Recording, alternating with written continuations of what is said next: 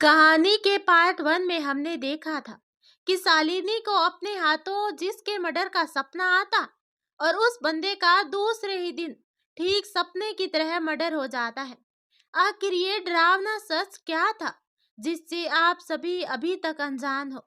जब शालिनी घर के अंदर आई उसे देखते ही निधि ने कहा, सुबह से कहाँ गायब है तू? शालिनी, तुझे पता है मैं कितनी परेशान हो गई थी और ये क्या हालत बना रखी है तुमने? शालिनी, हुआ क्या है? कुछ तो बताओ। शालिनी फूट फूट कर रोने लगी और जब थोड़ा नॉर्मल हुई तो निधि को सारी बात बता दी।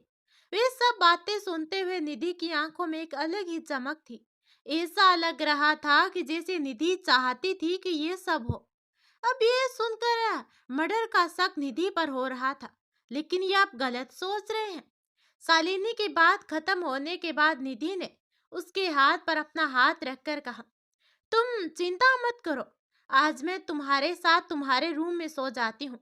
कल सुबह ही हम पास वाले मंदिर के पंडित जी को घर बुलाएंगे और पूछेंगे कि ये सब क्यों हो रहा है। शालिनी ने निधि की बात मान ली। दोनों ने खाना खाया और शालिनी के कमरे में सोने चली आई। डर के मारे शालिनी को देर रात तक नींद नहीं आई और सुबह के 3 बजे तक वह जाग रही थी। निधि आराम से उसके बगल में लेटी थी। आज घर में कोई ऐसी घटना नहीं घटी जिससे शालिनी डरे। कुछ देर के बाद शालिनी को नींद आ गई। आज रात उसे कोई सपना नहीं आया। सुबह वह उठी और नहाकर निधि के साथ मंदिर चली आई। उन्होंने पंडित जी से घर चलने की रिक्वेस्ट की। पंडित जी उनके साथ घर चले आए। शालिनी और निधि घर के एक कोने में खड़ी रही। पंडित जी ने अपने हाथों में पवित्र जल लिया और पूरे घर का मुआयना करने के बाद आकर दोनों से कहा, इस घर में एक बुरी आत्मा का साया है और वो आत्मा आज या कल से नहीं बल्कि पिछले 2 हफ्तों से तुम्हारे साथ इस घर में है। जब ये शालिनी ने सुना तो डर से उसकी आंखें फैल गई। उसने निधि से कहा, देखा मैंने कहा था ना, इस घर में कुछ है। वो सब मेरा वहम नहीं हो सकता, वह सच था। निधि ने पंडित जी से कहा, अब हम क्या क्या करें पंडित जी? बेटा, वह आत्मा बहुत जिद्दी है और तुमसे यानी कि शालिनी से कुछ चाहती है। बेहतर होगा कि तुम ये घर छोड़कर कहीं दूर चली जाओ। तुम्हारी रक्षा के लिए ये धागा तुम्हारे हाथ पर बांध देती हूँ। महादेव तुम्हारी रक्षा करे। कहते हुए पंडित जी ने एक धागा शालिनी की कलाई पर बांध दिया और कहा और वहां से चले गए। उनके जाते ही निधि के होठों पर एक रहस्य में मुस्कान तैर गई और उसने शालिनी से कहा, शालिनी मेरी मानो तो हम यहाँ से चलते हैं। तुम भी अपने घर चले जाओ। ये जगह अब हमारे रहने के लिए सही नहीं है। अरे निधि, नहीं, मैं कहीं नहीं जाऊंगी। जब तक मैं इन सब राजों के बारे में पता ना लगा लूं, मैं यहाँ से नहीं जाऊंगी। वो बुरी आत्मा मुझसे क्या चाहती है, मेरा उससे क्या रिश्ता है, वो मुझे परेशान क्यों कर रही है, ये जाने बिना मैं इस घर से नहीं जाऊंगी। कहते हुए शालिनी अपने कमरे में चली गई और दरवाजा बंद कर लिया। निधि के होठों की मुस्कुराहट गायब हो गई और वह वहां से चली गई। शालिनी अपने कमरे की खिड़की पर खड़ी होकर बुझी आंखें बाहर देखने लगी। बाहर मौसम खराब था। आसमान में काले बादल छाए हुए थे और शालिनी बस एकटक सामने वाले खाली पड़े मैदान को देख रही थी। उसे कुछ समझ में नहीं आ रहा था कि आखिर वह क्या करे। उसने ऑफिस से कुछ दिन की छुट्टी ले ली। शालिनी को अब इस राज के बारे में जानना था। शाम को निधि अपने कोचिंग से लौटी तो उसने देखा शालिनी पौधों में पानी दे रही थी। वह शालिनी को देखकर मुस्कुराई और अंदर चली आई। शालिनी पौधों में पानी देती रही। कुछ देर के बाद निधि के चिल्लाने की आवाज आई। शालिनी जल्दी से अंदर आई तो देखा निधि अपनी कलाई पकड़े चिल्ला रही थी। उसके हाथ से खून बह रहा था। शालिनी ने जल्दी से वहां पड़ा कपड़ा निधि के हाथ पर लपेटते हुए कहा, ये सब कैसे हुए? शालिनी, ये चाकू अपने आप हवा में लहरा रहा था और फिर मेरे हाथ में आ लगा। किसी की आवाज आई कि वो सबको मार देगी, निधि ने रोते हुए कहा। निधि की बात सुनकर शालिनी अंदर ही अंदर घबरा गई और निधि को लेकर वहां बाहर आई। शालिनी ने उसके हाथ की ड्रेसिंग की और फिर अपनी कलाई पर बंधा धागा खोलकर निधि के हाथ पर बांधते हुए कहा, मुझसे ज्यादा जरूरत इसकी तुम्हें है निधि, मुझे तो इस डर की आदत हो चुकी है। शालिनी निधि के हाथ पर वो धागा बांधकर बाहर चली गई और निधि एक बार फिर रहस्यमय तरीके से मुस्कुराने लगी। रात के खाने के बाद शालिनी अपने कमरे में आई। उसने अश्विनी को फोन मिलाया लेकिन अश्विनी का फोन बिजी आ रहा था। शालिनी ने फोन रखा और सोने चली गई। जल्दी ही उसे नींद आ गई थी। रात के 3 बजे एक 26-27 साल का लड़का रेलवे स्टेशन पर ट्रेन से नीचे उतरता है। रात का गहरा सन्नाटा और उस पर पूरा स्टेशन खाली। बस एक दुकान थी जो कि खुली थी। एक आदमी उस पर बैठा ऊँघ रहा था। लड़का दुकान पर आया और पानी की बोतल लेकर पीछे मुड़ा तो शालिनी से टकरा गया। खुले बाल, आंखों में गुस्सा और चेहरे खोप लिए शालिनी उस लड़के को खा जाने वाली नजरों से देख रही थी। एक पल को लड़का भी उसे देखकर डर गया और फिर साइड से निकल कर चला गया। लड़का स्टेशन से बाहर आया तो बाहर कोई ऑटो नहीं मिला। लड़का वहां खड़ा इंतजार कर ही रहा था कि शालिनी वहां आई और कहा, कहाँ जाओगे? क्यों, तुम क्यों पूछ रही हो? लड़के ने हैरानी से कहा, इतनी रात में यहाँ कोई ऑटो नहीं मिलेगा। पास ही में मेरा घर है, तुम चाहो तो वहां चल सकते हो। शालिनी ने लड़के को घूरते हुए कहा। लड़के ने शालिनी को देखा। वह उसके रूप पर मोहित हुए बिना नाराज का आओ कहकर शालिनी आगे बढ़ गई और लड़का खुश होकर उसके पीछे चला आया। शालिनी कुछ ही दूर बने शालिनी कमरे में उसे लेकर आई और दरवाजा बंद कर दिया। ये देखकर लड़के ने अपना बैग साइड में रखा। तभी शालिनी बोलती है, रुको, पहले तुम्हारी मेहमानबाजी करती हूँ। ये कहते हुए शालिनी ने सामने नीचे रखी शराब की बोतल और लड़के के सामने लहरा कर कहा, आज तो मैं तुम्हें अपने हाथों से पिलाऊंगी। शालिनी की ऐसी बातें सुनकर लड़का खुशी से फूली नहीं समाया और तुरंत ही वहां पड़ी कुर्सी पर बैठ गया। शालिनी आकर उसकी गोद में बैठ गई और बोतल का ढक्कन हटाकर लड़के के मुंह से लगा दिया। लड़का शालिनी की आंखों में देखते हुए पीने लगा। उसने थोड़ा ही पिया था कि उसका गला जलने लगा। उसने मुंह हटाना चाहा लेकिन तब तक शालिनी बोतल के आगे का खोल उसके मुंह में फंसा दिया। सांस के साथ शराब लड़के के गले से नीचे उतर रही थी। उसका दम घुटने लगा। लड़का छटपटाने लगा लेकिन शालिनी ने उस बोतल को नहीं हटाया और कुछ देर के बाद सांस ना ले पाने की वजह से लड़का मर गया। उसकी आंखें बाहर आ गई और जबान बाहर लटकने लगी। शालिनी वहां से उठकर और बाहर चली आई और पटरियों पर चलने लगी। पटरियों पर चलते हुए सामने से आती ट्रेन से जैसे टकराई, शालिनी की आंखें खुल गई। पसीने से तरबतर वह बिस्तर पर बैठी हाँफ रही थी। उसने देखा गिलास में पानी नहीं है। वह उठी और किचन में पानी लेने चली आई। पानी लेकर किचन की लाइट बंद की और जाने लगी तो लाइट फिर जल उठी।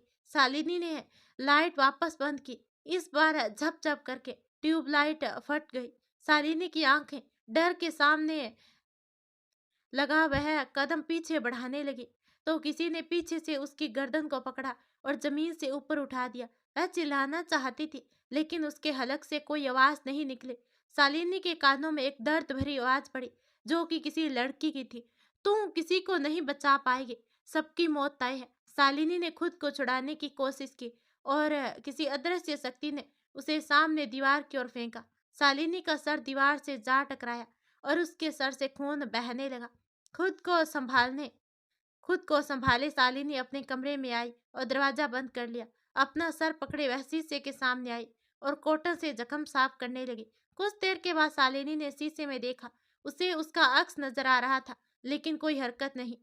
शालिनी के एक्सप्रेशन भी नजर नहीं आ रहे थे। उसका अक्स किसी तस्वीर के जैसे शीशे में दिखाई दे रहा था। शालिनी थोड़ा शीशे के करीब आई और गौर से देखा। इतने में शीशे से निकलकर एक हाथ बाहर आया जिसने शालिनी की गर्दन को दबोच ली। शालिनी दोनों हाथों से अपना गला छुड़ाने की कोशिश करने लगी। सामने शीशे में दिखता उसी अक्स पर उस पर हंसने लगा। शालिनी अब इस डर की आदत हो चुकी थी। उसने सपने में जिस लड़के को देखा था, शालिनी उसे नहीं जानती थी लेकिन उसे बचाना शालिनी को जरूरी लगने लगा था। शायद उसे बचाकर वह इस सच्चाई का पता लगा सके। सुबह होते ही शालिनी पुलिस स्टेशन पहुंची। राघव उसे वहीं मिल गया। शालिनी उसके पास आई और कहने लगी, सर सर उसे बचा लीजिए, वो उसे मार देगी सर। मैंने कल रात फिर किसी की मौत देखी। राघव कुछ समझ पाता इससे पहले ही वहां रखा फोन बजा। राघव के राघव ने साथ वाले इंस्पेक्टर जतीन से फोन उठाने को कहा। फोन उठाते ही जतीन के चेहरे के भाव बदल गए और उसने फोन राघव की ओर बढ़ाकर कहा, सर रेलवे स्टेशन के बगल में बने एक कमरे में किसी लड़के की लाश मिली है। व्हाट? कहते हुए राघव ने फोन कान से लगाया। उधर से किसी ने कुछ कहा और राघव ने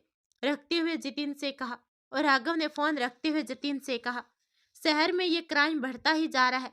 अब तक ऐसे 3 केस सामने आ चुके हैं। जितिन, गाड़ी निकालो, हमें स्टेशन पहुंचना है। राघव ने एक नजर शालिनी को देखा और जैसे आगे बढ़ा, शालिनी ने अपनी सर्द आवाज में कहा, उस लड़के की मौत सांस रुकने से हुई है। किसी ने उसके मुंह में शराब की बोतल फंसा दी और दम घुटने की वजह से वह मर गया। राघव ने जैसे ही सुना, हैरानी से पलट कर शालिनी को देखा। शालिनी उसके पास आई और कहा, फोन पर किसी ने आपसे यही कहा ना? तुम्हें ये सब कैसे पता? राघव ने कहा, कल से मैं आपको यही तो समझाने की कोशिश कर रही हूँ सर। इन सब मौतों को मैं अपने सपनों में पहले ही देख चुकी हूँ और ये नहीं रुकने वाला है, शालिनी ने कहा। तो राघव सोच में पड़ गया। वह शालिनी पर यकीन करे या ना करे, उसे खामोश देखकर शालिनी ने गुस्से से कहा, आप लोग मेरा यकीन क्यों नहीं कर रहे हैं? वो कोई रूह है जो मुझसे ये सब करवा रही है। ये सब मर्डर मैंने अपने सपने में देखे और कातिल कोई और नहीं, खुद मैं ही हूँ। मेरा यकीन करो। मेरे साथ ये सब क्यों हो रहा है? मुझे जानना है। मुझे जानना है कि वो मुझसे क्या चाहती है। शालिनी कहते कहते रोने लगी। राघव से उसका रोना देखा नहीं गया, लेकिन वह शालिनी को इन सब में फंसाना नहीं चाहता था। अब राघव ने शालिनी के पास आकर कहा, अगर यही सच है तो ठीक है, हवलदार बंद कर दो इसे हवालात में। यहाँ से बाहर तुम नहीं जा पाओगे और ना ही किसी का खून कर पाओगे। मैं भी जानना चाहता हूँ कि आखिर ये राज क्या है। राघव के कहने पर हवलदार उसे हवालात में बंद कर देता है। शालिनी को लगता है कि यहाँ वह सेफ है। वह एक कोने में दुबक कर बैठ जाती है। राघव वहां से निकल जाता है। रास्ते भर वह शालिनी के बारे में सोचता रहता है। कहीं ना कहीं शालिनी की बातों में उसे सच्चाई नजर आ रही थी।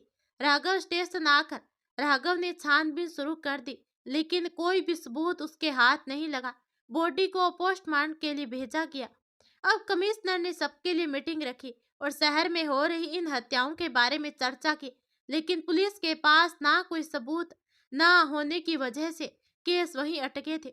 साथ ही इन तीनों हत्याओं का आपस में भी कोई कनेक्शन नजर नहीं आ रहा था। कमिश्नर ने सारी जिम्मेदारी राघव पर डाल दी और जल्द से जल्द इसे सॉल्व करने को कहा। शाम को राघव वापस पुलिस स्टेशन चला आया। उसने देखा शालिनी सो रही थी। उसने हवलदार को अपने पास बुलाया और कहा, ये तब से यही है? तो हवलदार ने कहा, हाँ सर। इसने कुछ खाया? राघव ने सोई हुई शालिनी को देखकर कहा, नहीं सर, खाना दिया लेकिन इसने मना कर दिया। कहा कि इसे आपसे बात करनी है, लेकिन आप अब आए हैं और ये सो गई, हवलदार ने कहा। तो राघव ने हवलदार से कहा, शालिनी को अपने केबिन में लाने को कहो,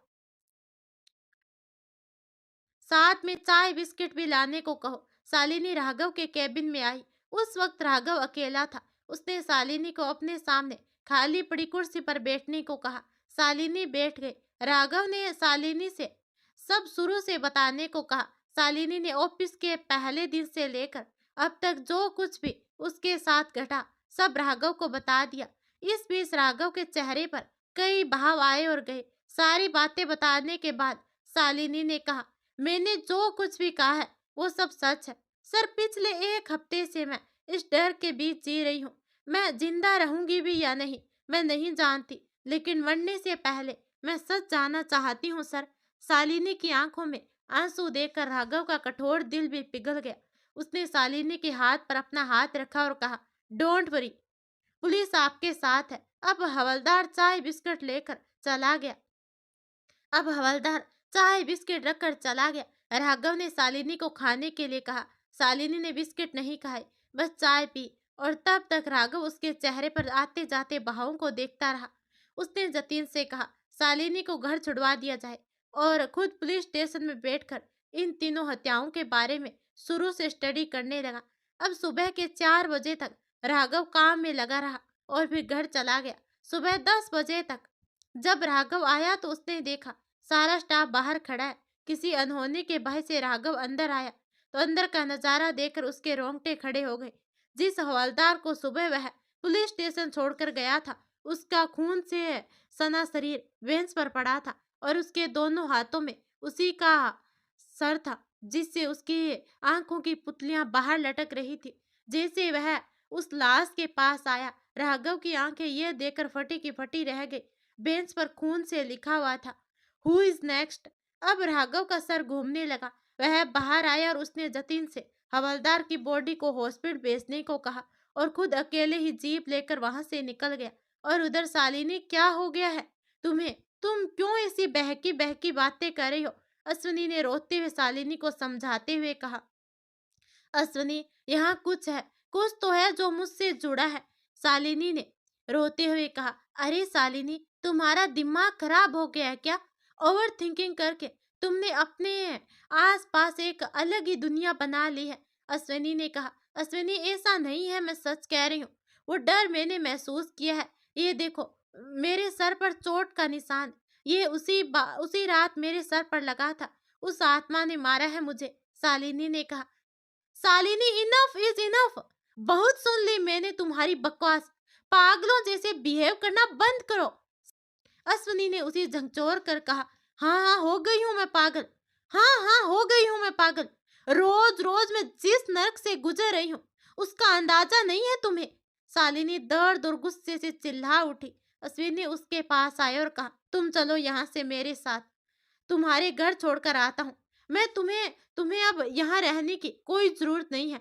हाँ हाँ अश्विनी, मैंने भी इससे यही कहा कि यहाँ से चलते हैं, क्योंकि यहाँ रहकर पता नहीं ये क्या क्या सोचती रहती है, निधि ने कहा, जो काफी देर से उन दोनों की बहस सुन रही थी। शालिनी को छोड़कर अश्विनी निधि के पास आया और कहा, निधि तुम बताओ, क्या तुमने कभी कुछ अजीब देखा है यहाँ?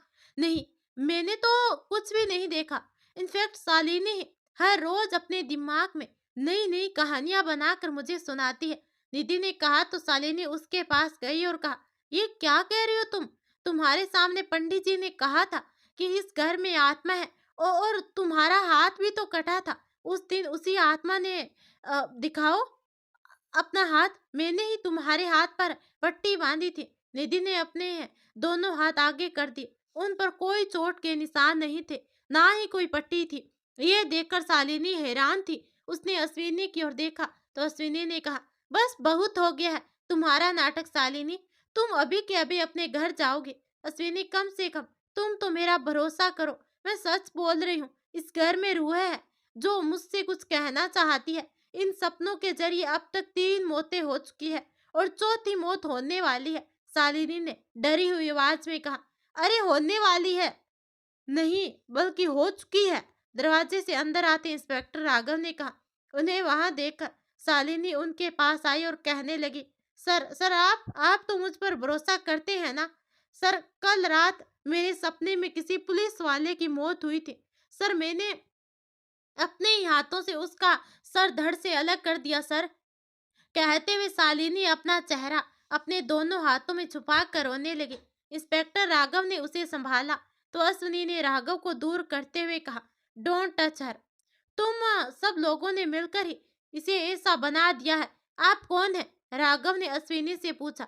अश्विनी मेहरा, शालिनी का बॉयफ्रेंड। देखो इंस्पेक्टर, शालिनी बीमार है और डॉक्टर आशुतोष उसका इलाज कर रहे हैं, अश्विनी ने कहा।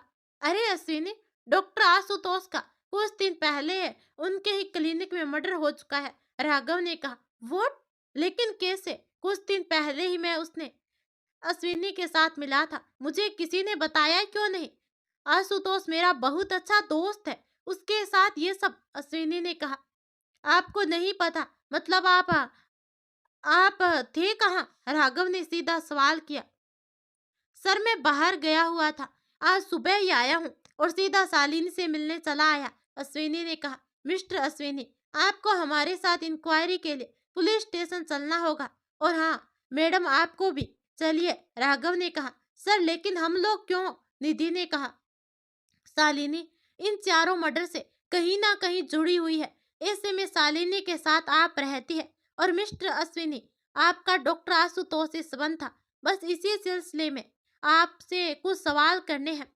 आई होप कि आप दोनों को कोई एतराज नहीं होगा, राघव ने शक भरी नजरें दोनों पर डालते हुए कहा। श्योर सर, अश्विनी ने कहा।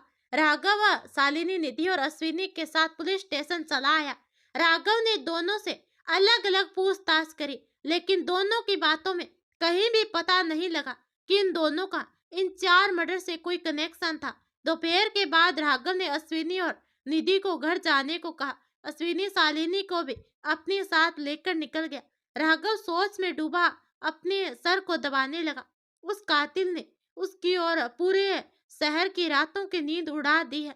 दिन निकलते जा रहे थे, लेकिन राघव के हाथ कोई सबूत नहीं लग रहा था। शालिनी उसी घर में हर रोज डर का सामना कर रही थी। अश्विनी शालिनी को लेकर परेशान था। साथ ही आशुतोष की मौत भी उसे हैरानी में डाले हुए थी। ऐसा क्या हुआ था? एक शाम अश्विनी के पास इंस्पेक्टर का फोन आया। उसने अश्विनी को शालिनी और निधि के साथ पुलिस स्टेशन बुलाया। तीनों पुलिस स्टेशन आए। राघव ने उन्हें इन्वेस्टिगेशन रूम में बैठाया और खुद अपने 3 इंस्पेक्टर के साथ वहां आया। सबसे पहले उसने शालिनी की ओर देखा और बोलना शुरू किया। मिस शालिनी, पुलिस को अच्छा बेवकूफ बनाया तुमने। वो सारे खून तुमने ही किए थे और पुलिस को भ्रमित करने के लिए सपनों की झूठी कहानी बनाई। तुम्हें क्या लगा पुलिस तुम तक पहुंच नहीं पाएगी?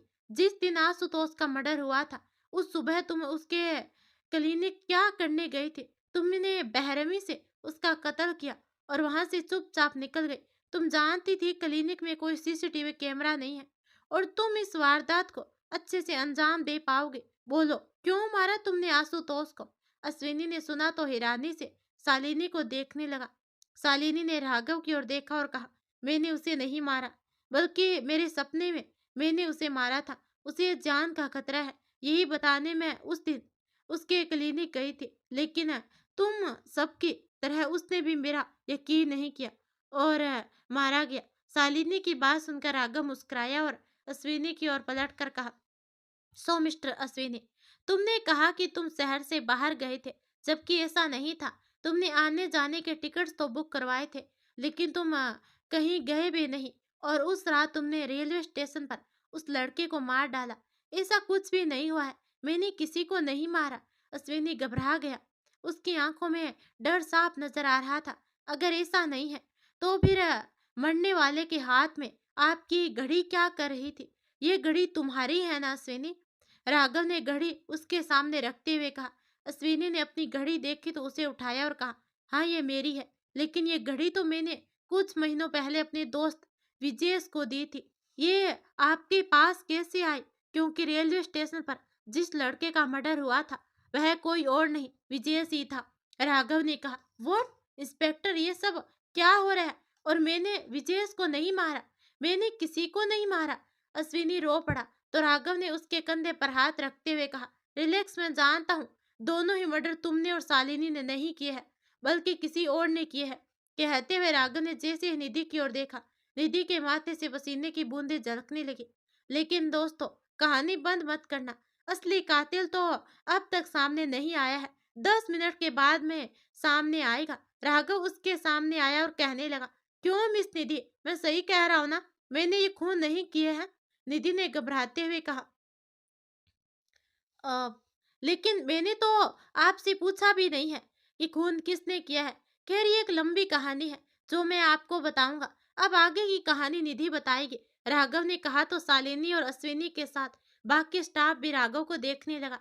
राघव ने बोलना शुरू किया, पहली बार जब शालिनी ने मुझे मर्डर के बारे में बताया था तो मुझे उसकी बातों पर यकीन नहीं हुआ, क्योंकि कोई भी कातिल अपना जुर्म खुद से कबूल नहीं करेगा। लेकिन जब मैं इसे छोड़ने इसके घर गया, तब वहां मैंने एक अजीब चीज देखी। निधि खिड़की पर खड़ी हम दोनों की बातें सुन रही थी और जैसे ही मैंने खिड़की की ओर देखा, वह साइड हो गई। मुझे शक हुआ, लेकिन उस वक्त शालिनी डरी हुई थी और मैं इसे और डराना नहीं चाहता था, इसलिए मैं वहां से निकल गया। स्टेशन आकर मैंने शालिनी के साथ साथ निधि की भी पूरी डिटेल्स निकलवाई और मुझे पता चला कि इन मोहतरमा को काला जादू करने में महारत हासिल है। इन्हें इनके कॉलेज हॉस्टल में इसी वजह से निकाला गया था, क्योंकि ये वहां पर सबको डराती थी और खुद को पहुंची हुई तांत्रिक बताती थी। निधि के बारे में पता चलने पर मैंने इस पर नजर रखना शुरू किया और उससे बहुत कुछ मेरे सामने आया। तुम सबको बिना बताए मैं एक रात तुम्हारे घर आ गया और वहां से मुझे वो मिला जिसने निधि को लेकर मेरे शक को यकीन में बदल दिया। कहते हुए राघव ने नीचे पड़ा डिब्बा उठाया और उसमें रखा सामान टेबल पर रखकर उन चीजों को देखकर निधि के चेहरे के भाव बदलने लगे, लेकिन वह खामोश बैठी रही। राघव ने टेबल पर सारा सामान रखा, जिसमें खून से सना खंजर, सर्जिकल ब्लेड, काले पत्थर, हड्डियों के टुकड़े, काला कपड़ा, एक मोटी काले मंत्रों की किताब, सफेद कपड़ों से बने 5 पुतले, लेकिन सब अलग अलग थे। और उनमें से एक पुतले के मुंह पर रुमाल बंधा हुआ था। शालिनी ने ये सब देखा तो डर कर अश्विनी से चिपक गई। अश्विनी भी ये सब देखकर हैरान था। राघव ने एक पुतले को उठाया, उसके गले से लेकर पेट तक कट कट कटा हुआ था। उसे दिखाते हुए राघव ने कहा, ये पुतला उस ऑटो ड्राइवर का पुतला था, जिस पर काला जादू करके निधि ने उसे मौत के घाट उतार दिया था। निधि ने सुना तो वह कांपने लगी और उसकी आंखें तेजी से इधर उधर घूमने लगी। पसीने की बूंदें उसके माथे से टपकने लगी। शालिनी और अश्विनी ने सुना, उन दोनों की आंखों में भी डर साफ नजर आ रहा था। राघव ने उसे साइड फेंका और दूसरा पुतला उठाकर कहा, ये पुतला डॉक्टर आशुतोष का है। इसके हाथों और पैरों में जो कील चुभी है, इस बात का सबूत है कि इस पुतले पर कालू जादू करके उन्हें मार दिया। ये तीसरा पुतला है तुम्हारे दोस्त विजेश का, जिसकी मौत दम घुटने की वजह से हुई थी। ये चौथा पुतला है हवलदार का, और उसे भी निधि ने अपने काले जादू का शिकार बना लिया। पांचवी मौत होने से पहले ही इसका खेल मुझे समझ में आ गया, और अब इसने ऐसा क्यों किया ये खुद ही बताएगी। बोलो निधि, क्यों किया ये सब? क्यों ली तुमने इन चारों की जान? बोलो। निधि ने राघव को देखा और बड़ी ही रहस्यमय मुस्कान के साथ वह अपनी जगह से उठ खड़ी हुई और कहने लगी, हाँ, करती हूँ मैं काला जादू, और इस काले जादू में मैं अश्विनी को पाना चाहती थी। निधि के मुंह से अश्विनी का नाम सुनकर शालिनी और अश्विनी दोनों ने उसे हैरानी से देखा। हाँ, अश्विनी, पहले दिन से मैं उसे पसंद करती थी, लेकिन मेरे साथ हमेशा ऐसा ही हुआ। जो भी मुझे पसंद आए वो किसी और का हो गया, लेकिन इस बार मैं ऐसा नहीं होने देना चाहती थी। मैंने शालिनी पर काला जादू करना शुरू कर दिया। उसके खाने में जानवरों का मांस और खून मिलाना शुरू कर दिया। धीरे धीरे इसकी आत्मा मेरे जादू के संपर्क में आने लगी, और मैंने अजीब अजीब घटनाएं करके उसे डराना शुरू कर दिया। उन सब मर्डर की कहानी बनाकर मैंने इसके सपने से जोड़ना शुरू कर दिया। वो सब काला जादू था, और ये उसे सपना समझकर तो कभी हकीकत समझकर डरने लगी। मुझे लगा कि ये घर छोड़कर चली जाएगी और उसके बाद मैं अश्विनी को पाल लूंगी, लेकिन ये जिद्दी लड़की वहां से नहीं गई। उसके हाथ में बंधे धागे की वजह से मेरी काली विद्या इस पर काम नहीं कर रही थी। उस घर में रूहे का साया था। ये यकीन दिलाने के लिए मुझे अपने हाथ को काटने का नाटक करना पड़ा। इसने मान लिया और वह धागा मुझे दे दिया। मुझे 5 लोगों की मौत की झूठी कहानी बनाकर इन पुतलों को उनके खून से नहलाना था, और उसके बाद अश्विनी हमेशा हमेशा के लिए मेरा हो जाता। लेकिन राघव, तुमने मेरी खुशियां देखी नहीं गई, और तुमने मेरा सच सबके सामने ला दिया। लेकिन इस शालिनी को मैं नहीं छोड़ूंगी। कहते हुए निधि शालिनी का गला पकड़ लिया और खा जाने वाली नजरों से उसे घूरती रही।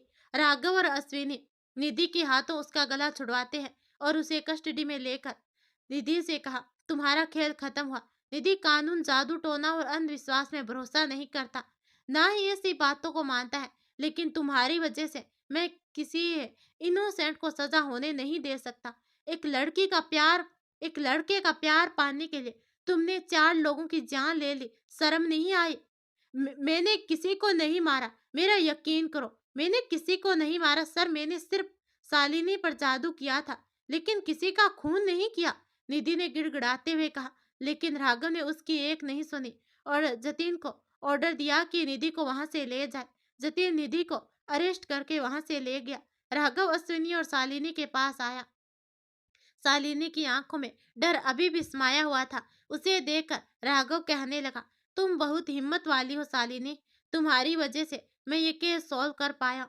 तुम्हें अब डरने की कोई जरूरत नहीं है। ये सब बोलकर तुम अपनी जिंदगी की एक नई शुरुआत कर सकती हो। कोशिश करूंगा कि निधि से और जानकारी निकलवा सकूं और उसे कड़ी से कड़ी सजा दिला सकूं। सर, ये आखिरी मौत किसकी होनी थी? शालिनी ने कहा। छोड़ो ना शालिनी, ये सब जानकर क्या करोगी? ये सब काला जादू निधि कर रही थी, और ये सब मौतें हो रही थी। अब जब वो जेल के अंदर है तो कुछ नहीं कर पाएगी, अश्विनी ने जल्दी में कहा। राघव ने एक नजर अश्विनी को देखा और फिर शालिनी की ओर देखकर कहा, ये सही कह रहा है। तुम्हें इन सब के बारे में नहीं सोचना चाहिए। अपना ख्याल रखना। राघव की आंखों में शालिनी को अपने लिए अपनापन और लगाव साफ नजर आ रहा था। Thank you so much sir, and I am sorry, मैंने आपसे बदतमीजी से बात की। अश्विनी ने राघव से हाथ मिलाकर कहा तो राघव मुस्कुरा दिया। अश्विनी ने शालिनी के साथ घर चला आया। उस घर से शालिनी का सामान लिया और उसे लेकर अपने फार्म हाउस चला आया, जो कि शालिनी के ऑफिस वाले रास्ते में था। जैसे जैसे रात हो रही थी, शालिनी का दिल बैठा जा रहा था। हर रात आने वाले उन खौफनाक सपनों से शालिनी इतना टूट चुकी थी कि अब सोना ही नहीं चाहती। उसके दिमाग में अभी भी उस आखिरी पुतला का ख्याल चल रहा था। उसने अश्विनी से कहा, अश्विनी, वो सपने मुझे फिर आएंगे। मैं हूं ना शालिनी, मैं आज के बाद एक पल के लिए भी तुम्हें अकेला नहीं छोड़ूंगा। कहते हुए अश्विनी ने शालिनी को अपनी बाहों में लिया और सो गया। रात भर शालिनी किसी मासूम से बच्चे जैसी उसकी बाहों में सोई हुई थी। सुबह शालिनी देर से उठी और देखा अश्विनी उसके लिए कॉफी लेकर आया है। वह मुस्कुरा दी। उन बुरे सपनों ने उसका साथ छोड़ दिया। शालिनी ने जैसे ही कॉफी खत्म की, अश्विनी ने उसे एक बॉक्स देकर कहा, इसे पहन लो, हम लोग शादी करने जा रहे हैं। शालिनी ने सुना तो अपने कानों पर यकीन नहीं हुआ और वह अश्विनी के गले लग गई। उधर राघव ने निधि से उन मर्डर का सच जानने की कोशिश की, लेकिन निधि ने कुछ नहीं बताया।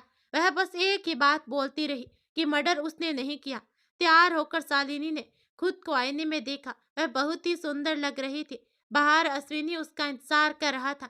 शालिनी कमरे से बाहर चली आई और उसके पीछे से आईने पर खून से अपने आप लिखता चला गया। शालिनी के साथ अश्विनी कोर्ट पहुंच गया। कास्ट होने की वजह से दोनों के घर वाले नहीं मानते, इसलिए अश्विनी ने शालिनी से कोर्ट मैरिज कर ली। दोपहर में अपने दोनों दोस्तों के सामने दोनों ने पेपर पर सिग्नेचर किए और हमेशा हमेशा के लिए एक दूसरे के हो गए। अश्विनी ने सबको एक शानदार पार्टी दी और शाम को शालिनी के साथ हंसता मुस्कुराता घर चला आया। घर आकर अश्विनी नहाने चली गई और शालिनी भी कपड़े चेंज करने लगी। अश्विनी बाहर आया और सो गया। सुबह के 3 बजे शालिनी की आंख खुली। उसने देखा कि अश्विनी वहां नहीं है। शालिनी उसे ढूंढते हुए कमरे से बाहर आई, लेकिन अश्विनी उसे कहीं नहीं दिखा। शालिनी घबराई हुई सी वापस कमरे में आई। जैसे ही उसके सामने गई, उसका खून जम गया। उसकी आंखें फटी की फटी रह गई। सामने पंखे से बंधे दुपट्टे पर अश्विनी की लाश झूल रही थी। उसकी आंखों से खून बह रहा था और जबान बाहर लटक रही थी। अचानक से वह लाश नीचे आ गिरी और शालिनी जोर से चिल्लाई। सामने दीवार पर खून से बड़े बड़े अक्षरों में लिखा था, साहिबा। और कुछ देर के बाद खून बहकर दीवार पर रिसने लगा। शालिनी कुछ समझ पाती इससे पहले ही उसके बालों को हवा में किसी ने पकड़ा। वह घसीटते हुए अपने आप पीछे जाने लगी। उस शालिनी की चीख सुनने वाला वहां कोई नहीं था। उस अदृश्य ताकत ने शालिनी को एक सुनसान सड़क पर ला पटका। शालिनी के मुंह से खून बहने लगा। वह उठी, उसने देखा ये वही सुनसान रास्ता था जो उसके ऑफिस के रास्ते में पड़ता था। शालिनी ने चारों ओर देखा, वहां कोई नहीं था। उसने महसूस किया कि ये कोई सपना नहीं था बल्कि हकीकत थी। उसने रोते हुए चिल्लाकर कहा, कौन हो तुम? आखिर क्या चाहते हो मुझसे? मैंने क्या बिगाड़ा है तुम्हारा? सामने कोई नहीं आती। सामने क्यों नहीं आती हो तुम? शालिनी की चीखें इतनी दर्द भरी थी कि किसी का भी कलेजा चीर दे। कुछ देर के बाद एक साया उसके सामने आया और कहने लगा, जानना चाहती हो कि मैं कौन हूं? तो सुनो साहिबा, मेरा नाम नाम है मेरा। कहते हुए उस साये ने हवा में हाथ उठाया और शालिनी के सामने एक फिल्म से चलने लगी। 1 साल पहले, इंदौर कॉलेज का आखिरी साल, सुबह 10 बजे का समय। आई लव यू, अश्विनी ने गुलाब का फूल साहिबा की ओर बढ़ाकर कहा। सॉरी, मुझे ये सब पसंद नहीं है। हम दोनों साथ में पढ़ते हैं। हम दोनों साथ में पढ़ते हैं और दोस्त से ज्यादा कुछ भी नहीं है। साहिबा ने अश्विनी के प्रपोजल को ठुकराते हुए कहा और जाने लगी तो अश्विनी एकदम से उसके सामने आ गया और कहने लगा, लेकिन मैं तुम्हें बहुत पसंद करता हूँ और मैं चाहता हूँ कि तुम मेरा प्यार एक्सेप्ट कर लो। जबरदस्ती किसी से प्यार नहीं किया जाता अश्विनी। तुम अपना और मेरा दोनों का वक्त बर्बाद कर रहे हो, साहिबा ने कहा और जाने लगी। इस बार अश्विनी ने सबके सामने साहिबा का हाथ पकड़कर उसे रोक लिया और कहा, तुम सबके तुम ऐसे सबके सामने मेरा प्यार ठुकरा कर नहीं जा सकते साहिबा। तुम्हारे पीछे कितने चक्कर लगाए मैंने, 2 साल लगा दिए तुमने सिर्फ मेरा दोस्त बनने में, और तुम मेरे प्यार को ठुकरा कर जा रही हो। अश्विनी की बातें सुनकर साहिबा को गुस्सा आ गया। उसने देखा आसपास लोग जमा हो गए। उसने अपने गुस्से को काबू में रखकर कहा, मेरा हाथ छोड़ो अश्विनी। साहिबा की बात सुनकर अश्विनी ने उसकी कलाई को और मजबूती से पकड़ लिया और साहिबा को घूरते हुए कहा, आखिर किस बात का इतना घमंड है तुम में साहिबा? कॉलेज की हर लड़की मुझ पर मरती है, लेकिन मैं तुम्हें चाहता हूँ और तुम हो कि भाव खा रही हो। अगर तुम मेरी नहीं हुई तो मैं तुम्हें किसी और का नहीं होने दूंगा। स्टाक। एक तेज तरकार थप्पड़ साहिबा ने अश्विनी के गाल पर रसे दिया और कहा, तुम जैसे घटिया लड़के से प्यार करने की गलती मैं तो कोई भी शरीफ लड़की नहीं करेगी। प्यार शब्द का मजाक बना कर रखा है तुमने, और अपनी ये 2 टके की धमकी किसी और को देना। आइंदा से अगर तुमने मेरा रास्ता रोकने की कोशिश की या मुझसे बदतमीजी की तो मुझसे बुरा कोई नहीं होगा। साहिबा गुस्से में दनदनाते हुए वहां से चली गई। भीड़ में खड़ा अश्विनी काफी अपमानित महसूस कर रहा था। उसके दोस्त उस पर हंस रहे थे और अश्विनी गुस्से में पैर पटकते हुए वहां से चला गया। साहिबा ने सबके सामने अश्विनी को जो थप्पड़ मारा उसे अश्विनी भूल नहीं पाया, और कॉलेज में सबके सामने होते हुए इस अपमान का बदला अब उसे साहिबा से लेना था। साहिबा के चले जाने के बाद अश्विनी कैंटीन में आकर बैठ गया। उसके दोस्त भी उसके साथ चले आए और बैठते हुए उनमें से एक ने उसके कंधे पर हाथ रखते हुए कहा, छोड़ो ना यार, उस साहिबा से अच्छी लड़कियां तेरे पीछे पागल है, भूल जा उसे। नहीं यार, उसने आज जो भी किया है उसे मैं जिंदगी भर नहीं बोल सकता। इस बेइज्जती का बदला मैं उसे जरूर लूंगा, छोड़ूंगा नहीं मैं उसे। अश्विनी ने टेबल पर रखा गिलास फेंकते हुए गुस्से में कहा, अरे यार जाने दे अश्विनी, लड़की है। दूसरे दोस्त ने उसे समझाते हुए कहा, एक लड़की मुझे थप्पड़ मारकर चली गई, उसे तो एक दिन मैं उसकी औकात दिखाकर रहूंगा। कहते हुए अश्विनी गुस्से में वहां से उठकर चला गया। शालिनी बड़े ध्यान से सब देख रही थी। उस पिक्चर में अश्विनी को देखकर शालिनी हैरान थी और एकदम से वह सब गायब हो गया और वहां खड़ा वह साया बोलने लगा, मैं वो सब भूल चुकी थी, लेकिन 1 साल के बाद जब मैं ऑफिस से अपने घर जा रही थी, ऑटो वाला जानबूझकर मुझे इस रास्ते पर लेकर आया और यहाँ छोड़ दिया। मेरे सामने अश्विनी खड़ा था। उसने उसके 2 दोस्तों के साथ मैंने ऑटो वालों से वापस चलने को कहा, लेकिन वह भी अश्विनी के साथ मिला हुआ था। उसने अश्विनी से पैसे लिए और वहां से चला गया। उन लोगों ने मुझे पकड़ा और घसीटते हुए सड़क के उस पार ले गया। मैंने उनसे भीख मांगी, लेकिन उन्होंने मुझ पर कोई रहम नहीं किया और तीनों ने मुझे भेड़ियों की तरह नोच डाला। मेरी चीख सुनने वाला वहां कोई नहीं था। इस पर भी उन लोगों का मन नहीं भरा तो उनमें से एक ने मेरे मुंह में शराब की बोतल घोंस दी। उस शराब से मेरा दम घुटने लगा था। मैंने थोड़ी हिम्मत करके उसे साइड किया। वह लड़का बोतल के साथ दूर जा गिरा। अश्विनी ने मेरे ही दुपट्टे को मेरे गले में डालकर मेरा गला दबाना शुरू कर दिया। उस वक्त उसकी आंखों में बदले की खुशी में साफ देख पा रही थी। दूसरे लड़के ने मेरे पांव पकड़े थे। मैंने उसे अपने पांव से पीछे धकेल दिया। वो नीचे जा गिरा और उसका सर एक पत्थर से जा टकराया। उसी वक्त वह मर गया, लेकिन अश्विनी को इससे कोई फर्क नहीं पड़ा। वह मेरा गला दबाता रहा और मेरी सांसें टूटने लगी और मैं बेहोश हो गई। मुझे मरा हुआ समझकर वह अपने दोस्तों के साथ वहां से चला गया। मैं बेहोश थी। कुछ घंटों के बाद मुझे होश आया। मेरे कानों में किसी गाड़ी की आवाज पड़ी। मैंने मदद के लिए हाथ उठाया, लेकिन किसी ने मेरी मदद नहीं की।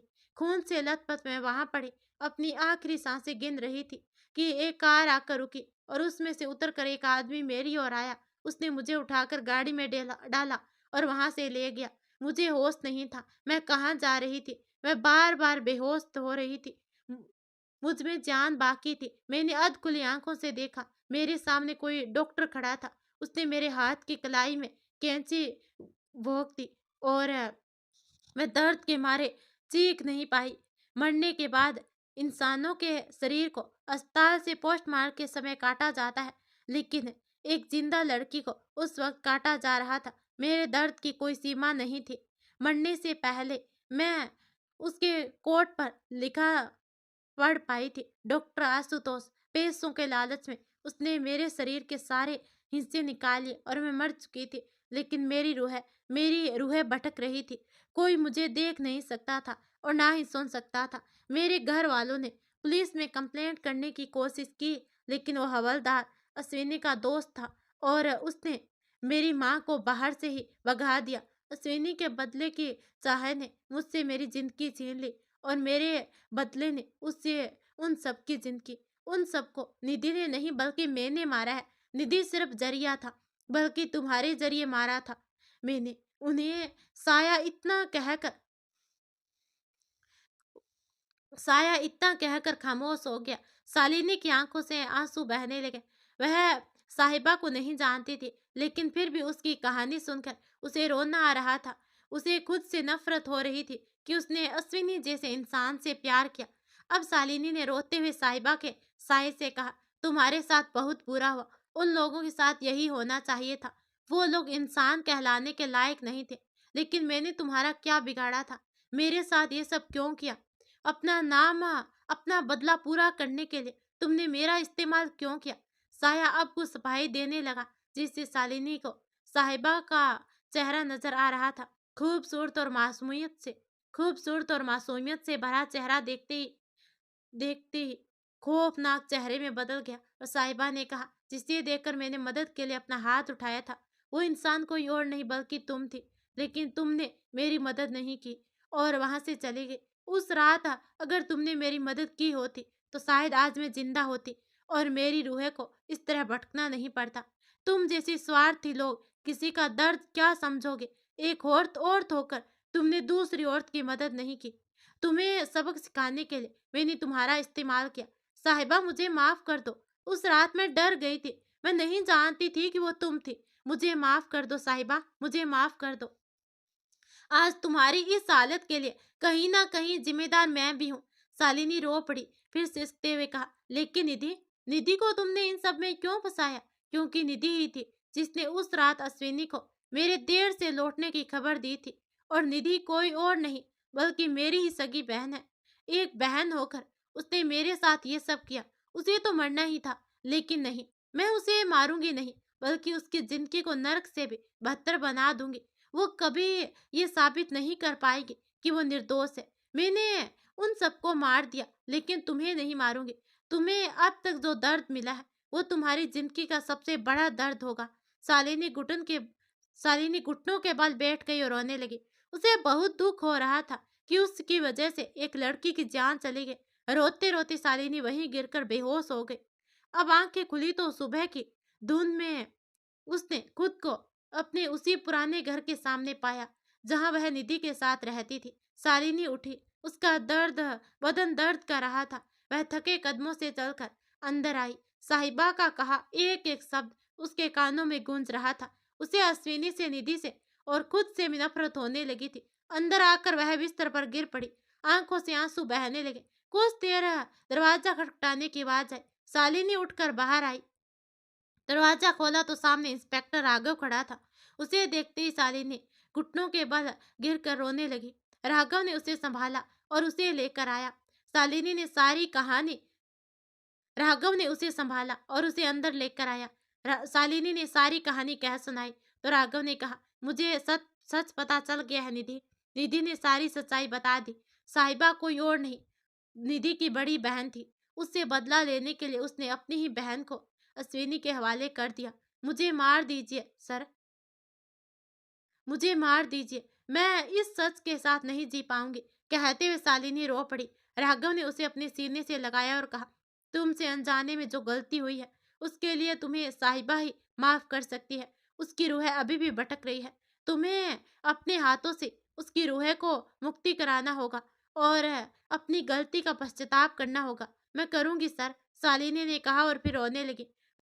वह खुद को इससे बाहर नहीं निकाल पा रही थी। राघव ने अश्विनी का पूरा साथ दिया। निधि के बयानों के आधार पर साहिबा के उन कातिलों का नाम सामने आया जिनकी मौत हो चुकी थी। निधि को काला जादू करने और शालिनी को मारने की साजिश करने के लिए सजा हो गई। ये सब करते करते एक हफ्ता गुजर गया था, लेकिन शालिनी इन सब बुरी यादों से बाहर नहीं निकल पाए। 2 दिन के बाद राघव शालिनी को लेकर नदी किनारे आया। वहां पहले से कुछ लोग और पंडित मौजूद थे।